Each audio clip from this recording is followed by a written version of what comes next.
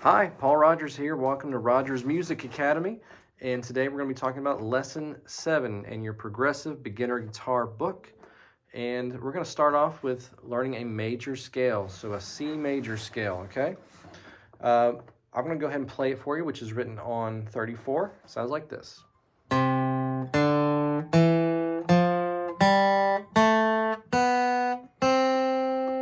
Okay, and what we did is we started on a C note, and then we ended on a C note. These are called octaves. When you have a low note and the same note, but it has a higher sound, these are called octaves. This would be the high octave C, the low octave C. Okay?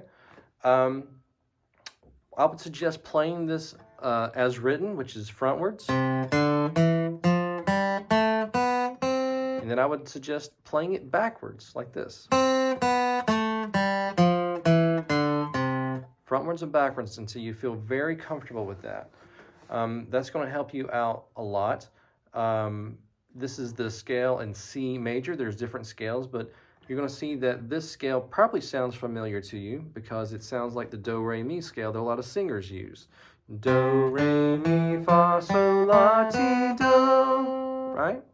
So singers use it to warm up and to get more comfortable in their scales. We as guitar players use it for the same reasons, just to kind of warm up. And a lot of these scales are going to be used in songs. We're just going to move the order around of the notes. So let's go ahead and jump into our next song, which is in the key of C, is going to be Silent Night. Now, before we get into the actual playing of it, I want you to first look at the top of the page on 34, and we're looking at a new time signature, which is 3/4. And all that really means is that we're going to be counting 3 beats per bar. 1, 2, 3, 1, 2, 3, 1, 2, 3, 1, 2, 3. Up until this, we've been playing a lot of 4 beats per bar called 4/4 time, but this is 3/4. Also, we're going to be learning about a dotted half note, which is at the top of the page. It just looks like a half note that gets 2 beats, but when you add the dot to it, it gets 3 beats. So for instance, on bar 2 of our Silent Night song, I'm going to play a note and count for 3 beats like this. 1, 2, 3. Okay? 1, 2, 3. Let me get the right note here. 1, 2, 3. So that's the second bar and the 4th bar. You'll see this happen a lot where there's just a dotted half note gets 3 counts. Okay, so let's jump into our song. It's in 3/4. The first measure has a little tricky part. Remember the dotted quarter notes that we learned about a lesson or 2 ago, where we have 1, 2, and 3. You still have to count the 2, but you don't play it. 1, 1, 2, and 3. And that leads us to our second measure. 1, 2, 3. Third bar. 1, 2. All right, so I'm going to go ahead and play the whole thing for you. And you can follow along if you would like, or you can just watch me play it and work your way into it later. Sounds like this. 1, 2, 3. 1, 2, and 3. 1, 2, 3. 1, 2, 3. 1, 2, 3. 1, 2, 3. 1, 2, 3. 1, 2, 3. 1, 2, and 3. 1, 2, and 3. 1, 2, 3.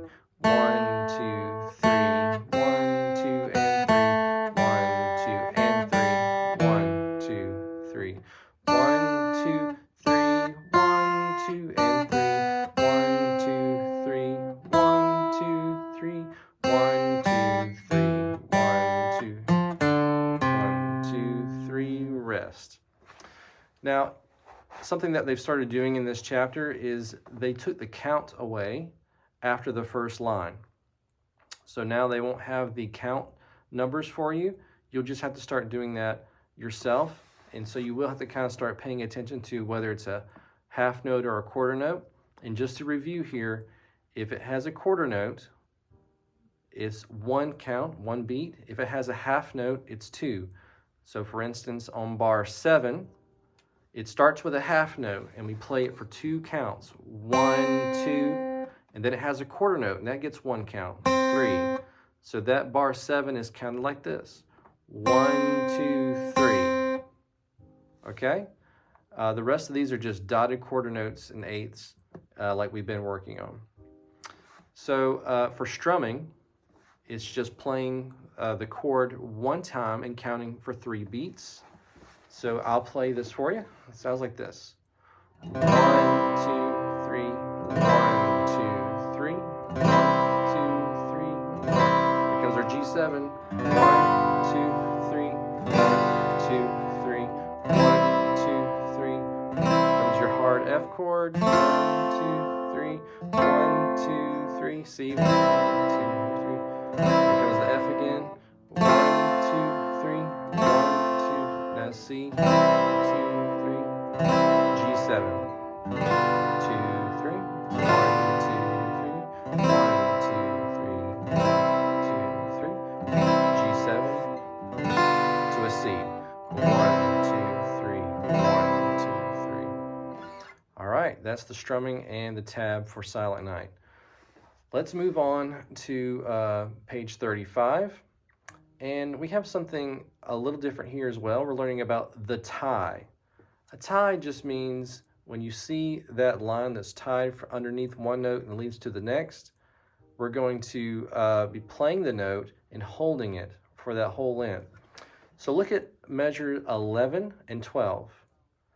11 has a note that you play, and it's a dotted half note, so it gets 3 beats. So it would be like this: 1, 2, 3. But because this is a tied note, we're going to let this note ring for not only measure 11, but also measure 12. So it'd be like this: 1, 2, 3, 1, 2, 3. So don't mute the note, just let it ring out. 1, 2, 3, 1, 2, 3. That only happens twice in this song. The rest of it counting just the same as always. So I'll go ahead and play Morning Has Broken in the key of C. This is also in 3/4 time.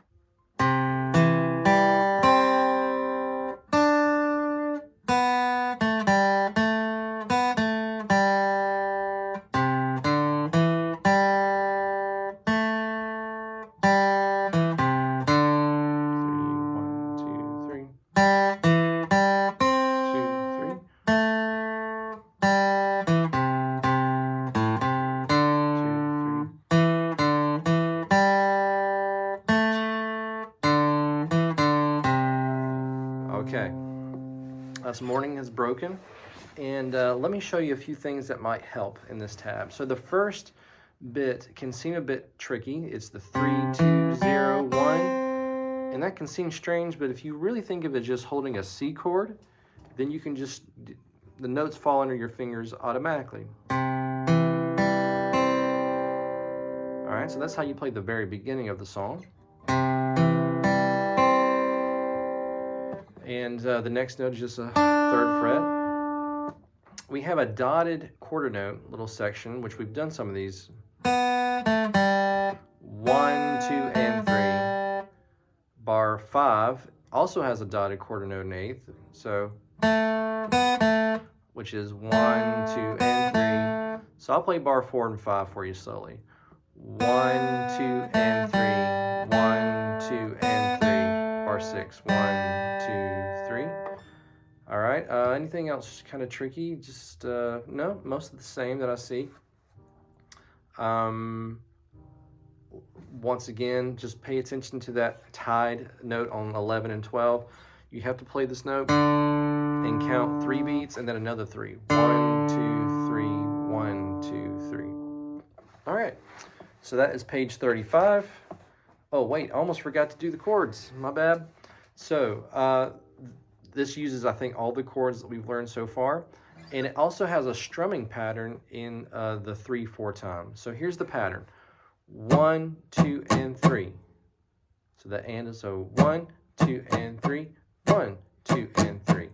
And there's a lot of tricky chords with this one. Remember, if some of them don't sound amazing, it's okay. You can work on them. And you don't have to play it as fast as I'm playing it. You can just work on it a little bit, okay? So it sounds like this. I'm starting on measure 2 because there's no chord written above the first bar because that's a lead in. So here it is. 1, 2, and 3. 1, 2, and 3. 1, 2, and 3. 1, 2, and 3. 1, 2, and 3. 1, 2, and E minor. 1, 2, and A minor. C. G7. 1, 2, and 3. 1, 2, and 3. C. 1, 2, and 3. 1, 2, and 3. 1, 2, and 3. 1, 2, and 3. 1, 2, and D7, G, C, G7, C. Whew, okay, a lot of chords there, a bunch of chords. So once again, I would suggest maybe just sitting down and playing the chords in the order that you see them. C, D minor, G7, F, just working on them slowly in the order that they're in the song.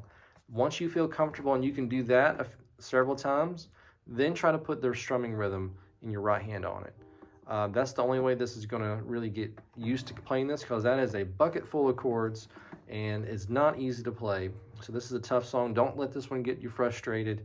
Just go slow. Remember, there's no timing with this one. If you play it so slow and good, that's a check off right there that you can work out. You don't have to play it as fast as I did it to get this checked off. Moving on. All right, the last page of lesson 7. We're going to learn a cool new rhythm called the 8th note triplet. And really all that is when you see 3 8th notes together and there's a 3 written above it, that's counted 1 and a. So if I was counting triplets, it'd be 1 and a, 2 and a, 3 and a, 4 and a. Some people actually use the word triplet, like triplet, triplet, triplet, triplet. If you're gonna play it that way, mostly it's just however it's thought of. I'm gonna count 1 and a, 2 and a, because that's how it's written in this book. But the song we're gonna be playing is Amazing Grace, and it has a triplet on the 2nd bar. Well, actually it's the 1st bar, but after the lead in. So we have a note here on the 1st measure, which is 1, 2, and then we do this 3 and a. So 1, 2, 3 and a. Okay, that's how that's done, and that happens throughout the entire song where you have that little triplet move. Okay, so I'm gonna play this for you. It sounds like this: 1, 2, 3, 1, 2, 3 and a. 1, 2, 3, 1, 2, 3, 1, 2, 3, 1, 2, 3 and a. 1, 2, 3 and 1, 2, 3, 1, 2, 3 and 1, 2, 3 and a. 1, 2, 3, 1, 2, 3, 1, 2, 3, 1, 2, 3 and a. 1, 2, 3, 1, 2, 3, 1, 2. Okay, that's Amazing Grace. You can play the chords with just a simple rhythm pattern of strumming 1 time every bar. So I'm going to start on beat 1 of bar 1, not counting the count in, not the count in, but the lead in notes. So here is Amazing Grace. 1, 2, 3. 1, 2, 3. 1, 2, 3. 1, 2, 3. 1, 2, 3. 1, 2, 3. 1, 2, 3. 1, 2, 3. 1, 2, 3. 1, 2, 3. 1, 2, 3. 1, 2, 3. 1, 2, 3. 1, 2, 3. 1, 2, 3. 1, 2, 3. Okay, that's it for this chapter. I hope you enjoy that and work on all that stuff really hard, because I wouldn't move on to the next chapter 8 until you feel very comfortable with those songs. Like I said, the biggest one and the hardest one to work on is Morning Has Broken, but I know with a little bit of work, you'll get there. You're doing great. Just go slow, take it easy, enjoy the ride. Talk to you later. Bye-bye.